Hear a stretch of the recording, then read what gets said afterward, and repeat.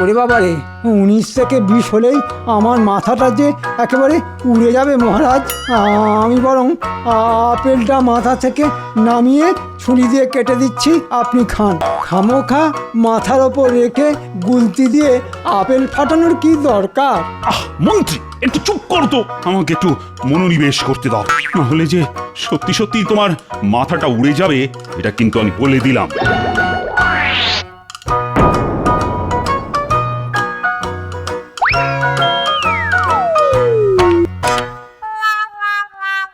ওরে বাপরে বাপ, আর একটু হলেই মাথার খুলিখানা উড়ে যাচ্ছিল। হ্যাঁ, দেখলে, বলেছিলাম না মহারাজ কৃষ্ণচন্দ্র কোনোদিনও লক্ষ্যভ্রষ্ট হবে না। সে কি মহারাজ, মন্ত্রী মশাইয়ের মাথায় থাকা আপেল যে পুরো অক্ষত আছে, গুলি যে আপেলের এক হাত দূর দিয়ে বেরিয়ে সোজা প্রহরীর বল্লমে গিয়ে লাগলো। জানি তো, ওই প্রহরীর হাতে থাকা বল্লমই তো আমার লক্ষ্য ছিল। আমি তো মন্ত্রীর মাথায় আপেল রেখে এমনি এমনি দাঁড় করিয়ে রেখেছিলাম। মহারাজ বলেন কি? কি আর বলবো, আজ পর্যন্ত একবারও তো আমি আমার লক্ষ্যের গায়ে নিশানাই করতে পারিনি, এইবারও পারলাম না। তাই আগে থেকেই কথা ঘুরিয়ে দেওয়াই ভালো। আমি জানতাম মহারাজ বল্লমকেই লক্ষ্য বানিয়েছেন। জয় জয় মহারাজের জয়। তাহলে তো বলতে হয় মহারাজের সত্যিই কোনো জবাব নেই। যিনি আপেলের দিকে তাকিয়ে বল্লমের গায়ে গুলি মারতে পারেন, তিনি তো এই পৃথিবীর শ্রেষ্ঠ গুলবাজ। কি মহারাজ শুনলেন? গোপাল আপনাকে গুলবাজ বলল? গোপাল, আমি কিন্তু তোমার গর্দান নেব। থুড়ি থুড়ি, আমাকে মাফ করবেন মহারাজ, গুলতিবাজ বলতে গিয়ে ওই মুখ ফসকে গুলবাজ বেরিয়ে গেছে মহারাজ।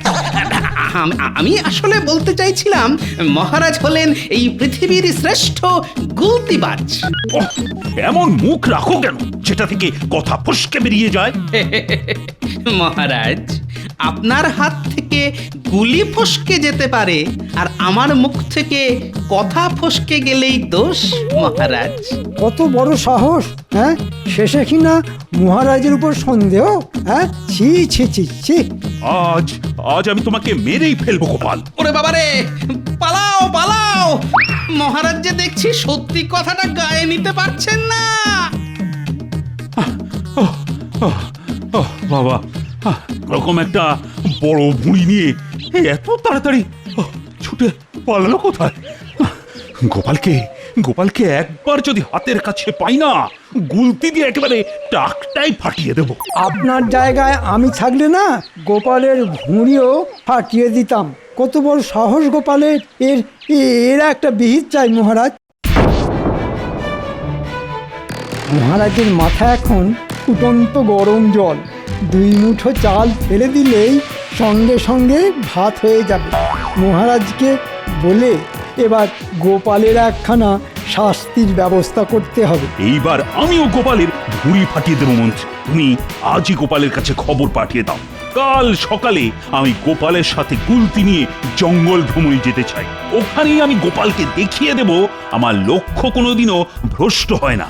আর রাজসভার বাকি সদস্যদেরও এই কথা জানিয়ে দাও। এই রে, কোথায় মারতে গিয়ে কোথায় মেরে বসবেন মহারাজ, তার কি কোনো ঠিক আছে?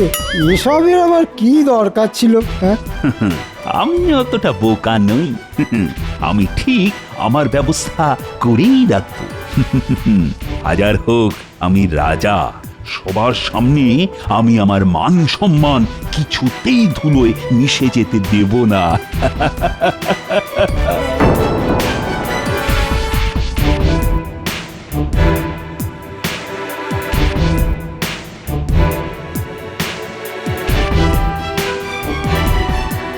গোপাল, গোপাল, বাড়ি আছো?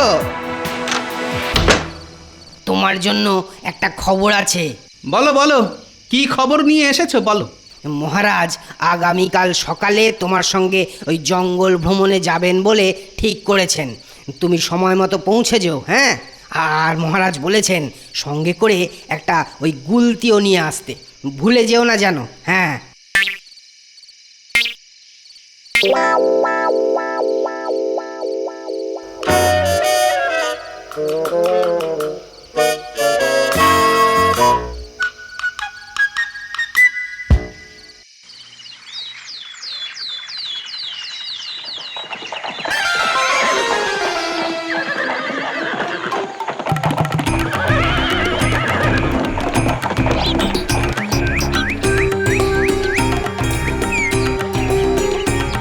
নাও নাও গোপাল, এইবার দেখি কে বেশি ভালো গুলতি চালাতে পারে, আমি না তুমি। আগে আপনি মহারাজ, আপনিই হবেন। তাই না, তবে দেখো আমার গুলতিবাজি। ওই দেখো দূরে ওই গাছে দুটো নারকেল ঝুলছে, আমি গুলতি দিয়ে ডান দিকের নারকেলটা পেড়ে দেখাবো।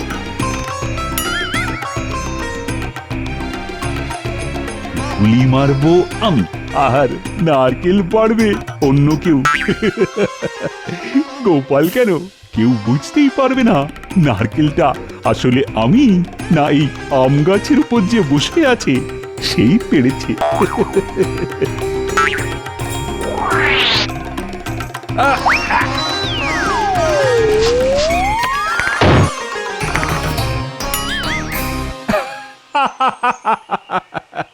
দেখলে তো গোপাল, যাও যাও, এ বাবা এবার নারকেল খানা নিয়ে এসো দেখি। আজ আমি তোমার মাথায় নারকেল ফাটিয়ে সেই নারকেলেরই জল খাবো।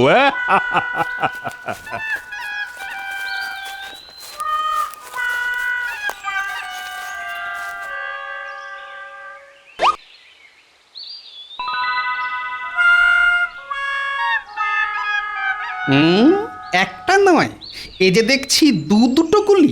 একটা না হয় মহারাজের গুলতি থেকে বেরিয়েছে, কিন্তু অন্যটা আ আ আ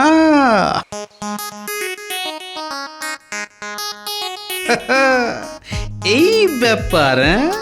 মহারাজ ভাড়া করে লোক নিয়ে এসেছেন নারকেল পাড়ার জন্য। দাঁড়াও, দেখাচ্ছি মজা।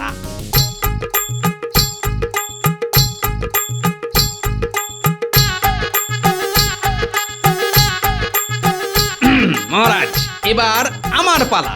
আমিও আপনাকে দেখিয়ে দিতে চাই, শুধু হাতে গুলতি থাকলেই নারকেল পারা যায় না, দেখার চোখ এবং সঙ্গে একটু বুদ্ধিও থাকতে হয়। মহারাজ, গোপাল যে হেরে গেছে এটা গোপাল হজম করতে পারছে না।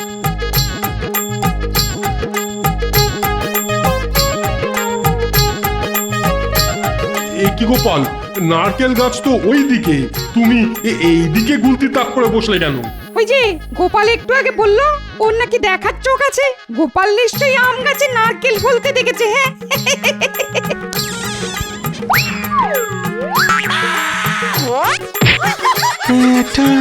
একটা শব্দ শুনলাম মনে হলো। আগে ওটা নারকেল পড়ার শব্দ বিজ্ঞানী, ভারী নারকেল তো তাই এমন দুম করে শব্দ হলো। মহারাজ, ওই গাছে আরো একটা নারকেল আছে। এবার যদি আপনি ওই নারকেলটাও পেরে দেখাতে পারেন, তাহলে গোপাল ভাঁড় নিজের হার স্বীকার করবে। সর্বনাশ, এবার কি হবে? গোপাল যে দেখছি আমার চালাকি ধরে ফেলেছে। কি হলো মহারাজ? মারুন মারুন, দেখি আপনি কত বড় গুলতিবাজ।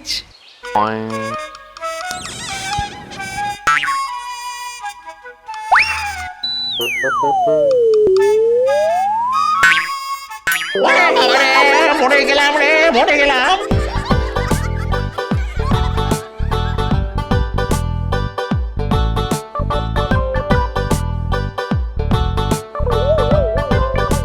পাপিষ্ঠ, কার এত বড় সাহস? সামনে আয়, সামনে আয় বলছি। আগে আগে ক্ষমা করবেন সাধু বাবা, আমি ইচ্ছে করে মারিনি। আসলে আসলে আমার হাত ফসকে ওই ফসকে ফসকে নসকে তুই আমার 100 বছরের তপস্যা এক গুলিতে ভেঙে দিলি, হতে ভাগা। আমি তোকে কিছুতেই ছাড়বো না, কিছুতেই না। এই ধারি বয়সে গুলতি নিয়ে খেলার শখ হয়েছে তোর, তোর সব শখ মেটাচ্ছি আমি। গিলি গিলি গিলি গিলি ফসকা। আমি তোকে অভিশাপ দিলাম, অভিশাপ দিলাম। আজ থেকে তুই যে জিনিস স্পর্শ করবি সেটাই ভেঙে গুড়িয়ে যাবে। ফসকে ফসকে নসকে ওম গিরি গিরি গিরি গিরি ফট।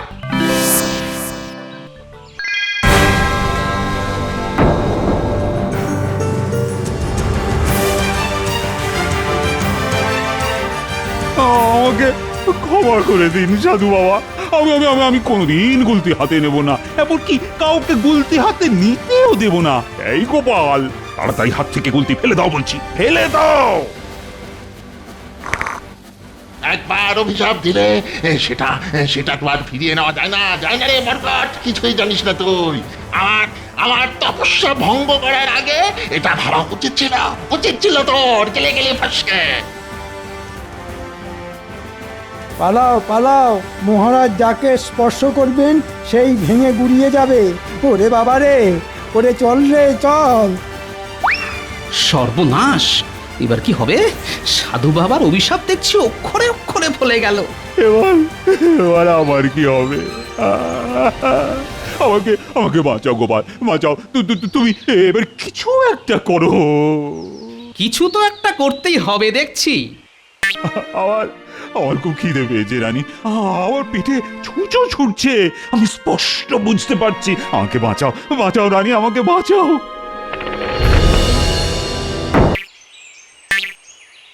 মহারাজ, সাধু বাবা এক্ষুনি বললেন আপনি যে জিনিস স্পর্শ করবেন সেটাই ভেঙে গুড়িয়ে যাবে। তাহলে আর দেরি করবেন না মহারাজ, আপনি এক্ষুনি সাধু বাবার পা ছুঁয়ে ক্ষমা চান, দেখবেন উনি আপনাকে ক্ষমা করে দিয়েছেন। না, খবরদার খবরদার খবরদার, আমাকে স্পর্শ করবি না, স্পর্শ করবি না। না না না না সাধু বাবা, তা কি করে হয়? ক্ষমা যে আমাকে চাইতেই হবে। এই মোটা, এই মোটা, তোর নাম কি রে? তোর নাম কি? আগে গোপাল ভাঁড়। আমাকে বাঁচা রে গোপাল, নাহলে আমি যে ভেঙে গুড়িয়ে যাব। বাঁচা বাঁচা বাঁচা, আমাকে বাঁচা রে গোপাল। বাঁচাতে পারি একটা শর্তে। কি শর্ত? কি শর্ত? তাড়াতাড়ি বল, তাড়াতাড়ি বল। ছুটতে ছুটতে যে আমার আলজি পর্যন্ত বেরিয়ে আসবে। গেলে গেলে ফসকা। মহারাজকে কিভাবে সাপ মুক্ত করতে হবে তার উপায় যদি আপনি আমাকে বলেন, তাহলে আমি আপনাকে মহারাজের হাত থেকে বাঁচাতে পারি। বলছি বলছি বলছি, আগে রাজাকে থামা থামা থামা থামা থামা। মহারাজ এবার থামুন থামুন, না হলে সত্যি সত্যি সাধু বাবার আলজিট একেবারে বেরিয়ে আসবে। যদি যদি যদি একই অভিশাপে অভিশপ্ত কোনো মানুষ তোদের রাজার সামনে এসে দাঁড়ায়, একমাত্র তাহলেই আমার দেওয়া অভিশাপ ছেড়ে তোদের রাজা বেরিয়ে আসতে পারবে। এটাই এটাই একমাত্র উপায়, একমাত্র। এমন এমন অভিশপ্ত মানুষ পাবো কোথায় সাধু বাবা? সেটা আমি বলতে পারবো না, আমি পারবো না, পারবো না। আমাকে যেতে দে, আমাকে যেতে দে। পালাও পালাও পালাও পালাও।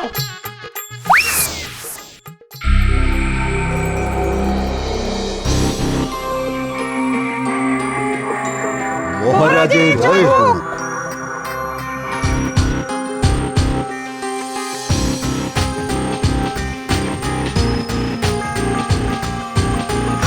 বাবা রে!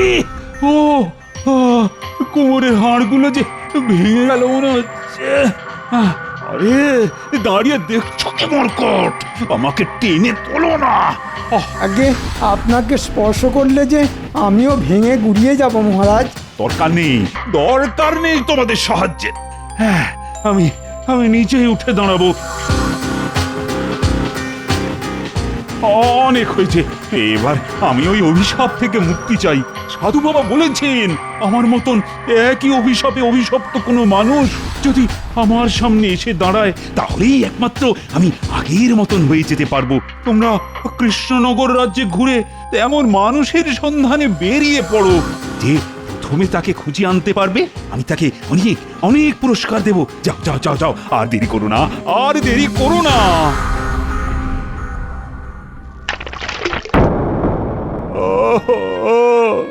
আমাকে আমাকে কেউ এই অভিশাপ থেকে মুক্ত করো, আমি যে মরে যাব এবার।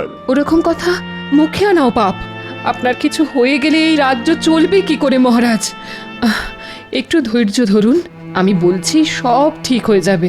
যারা ভালো মানুষ তাদের সঙ্গে ভগবান সব সময় ভালো কিছুই করেন মহারাজ। আমার আমার খুব খিদে পেয়েছে রানী, আমার পেটে ছুঁচো ছুটছে, আমি স্পষ্ট বুঝতে পারছি। আমাকে বাঁচাও, বাঁচাও রানী, আমাকে বাঁচাও।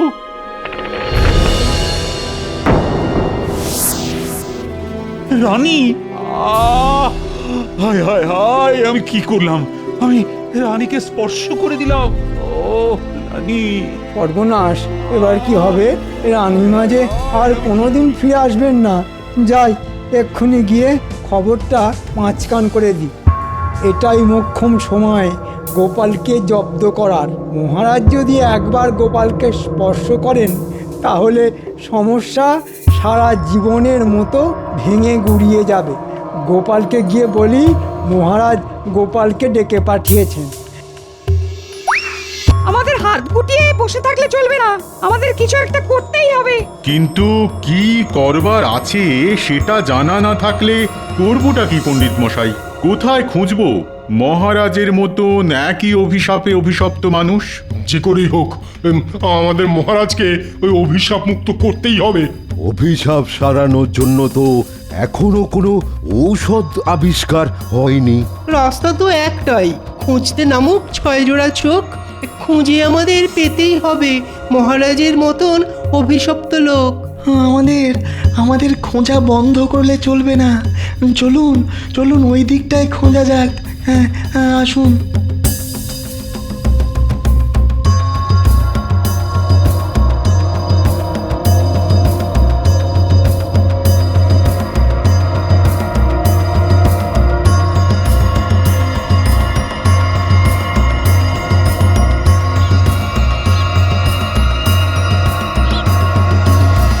এই যে গোপাল, ওদিকে মহারাজ না খেতে পেয়ে মরছেন আর এদিকে তুমি ছাতু মাখা খাচ্ছ।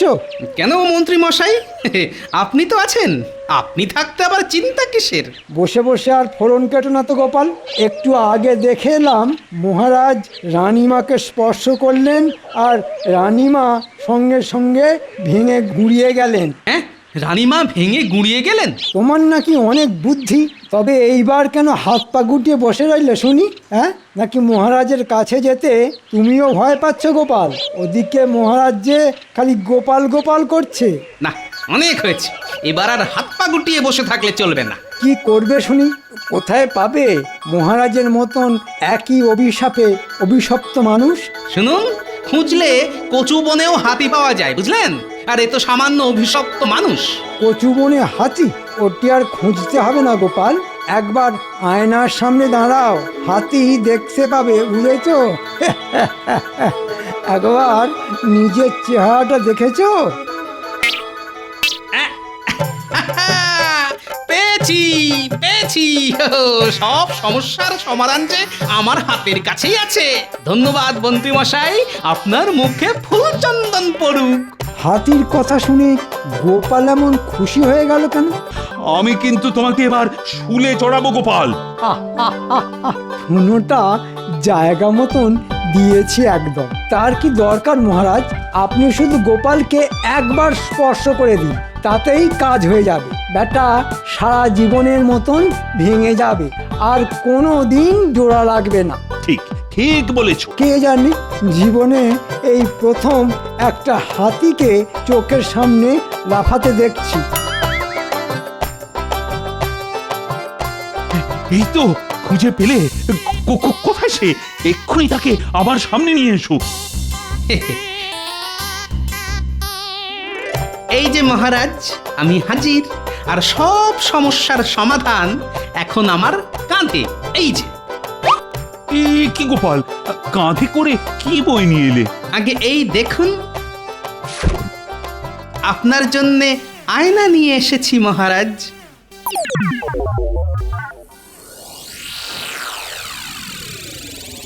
গোপাল, তুমি এখনো মহারাজের সঙ্গে মজা করতে ছাড়ছো না দেখছি। মহারাজ দেখুন, গোপাল আপনার জন্য আয়না নিয়ে এসেছে। আপনার এই করুণ অবস্থা আপনাকে নিজের চোখে দেখাবে বলে। আমি সব বুঝি গোপাল, সব বুঝি। আমাকে কি বোকা ভেবেছো তুমি? আগে বোকাদের আর বোকা ভাবতে হয় না কি মন্ত্রী মশাই? উফ, গোপাল, তুমি গুলতির বদলা নিয়েছো, আমি কিছু বলিনি, কিন্তু এবার তুমি আমার সামনে আয়না এনে হাজির করলে আমার করুণ রূপটা আমার চোখে আঙুল দিয়ে দেখাবে বলে। আমি কিন্তু তোমাকে এবার শুলে চড়াবো গোপাল। হুনোটা জায়গা মতন দিয়েছি একদম। তার কি দরকার মহারাজ?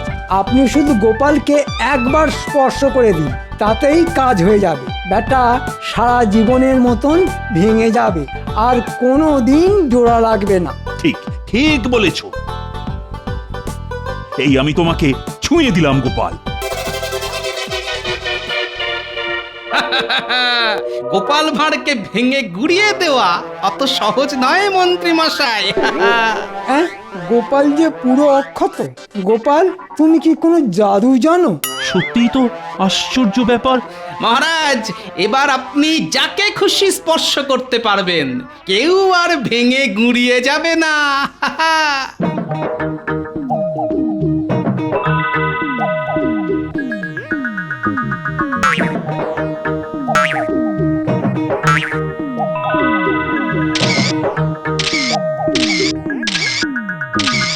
আমার যে বিশ্বাসই হচ্ছে না। জাদু, জাদু, এমন জাদু করলে কি করে গোপাল? আগে সবই ওই আয়নার কেরামতি। সাধু বাবা বলেছিলেন, এমন একজন মানুষকে এনে আপনার সামনে দাঁড় করাতে যে কিনা আপনার মতোই একই অভিশাপে অভিশপ্ত। আমি তাই সঙ্গে করে আয়না নিয়ে এলাম মহারাজ। আপনি যেই আয়নার সামনে দাঁড়ালেন, অমনি আয়নায় আপনার প্রতিচ্ছবি পা থেকে মাথা পর্যন্ত পড়ল। তার মানে বিষয়টা হলো, আমি আপনার সামনে আপনাকেই দাঁড় করালাম মহারাজ। এই সহজ বুদ্ধিটা কেন আমার মাথায় এলো না? হ্যাঁ, তাহলে আমিও গোপালের মতন প্রশংসা পেতাম। আরে আসবে কি করে মন্ত্রী? সব সময় মাথায় দুষ্টু বুদ্ধি করলে কি আর মাথায় ভালো বুদ্ধি আসবে?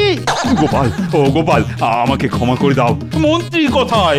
আমি তোমাকে খারাপ ভেবেছিলাম। তোমার সাথে আমি খারাপ আচরণ করেছি, তার জন্য আমি খুবই দুঃখিত।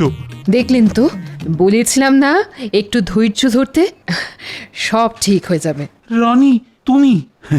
সত্যি গোপাল, তুমি না থাকলে যে আমি সব হারিয়ে পথে বসতাম। সত্যি তোমার মাথা তো নয়, যেন হীরের খনি। আগে মহারাজ, গোপাল ভাঁড় থাকতে আপনি পথে বসবেন তা কি করে হয় বলুন তো? হাজার বিপদ আসুক না কেন, আপনি আপনার এই গোপালকে সব সময় পাশে পাবেন। এই গোপাল মন্ত্রীর মতন আপনার দুর্বলতার সুযোগ নিয়ে কোনোদিন রাজা হতে চাইবে না। চাওয়ার মধ্যে শুধু চায়। জানি জানি, আর মুখ ফুটে বলতে হবে না। এই না, ধরো তোমার পুরস্কার।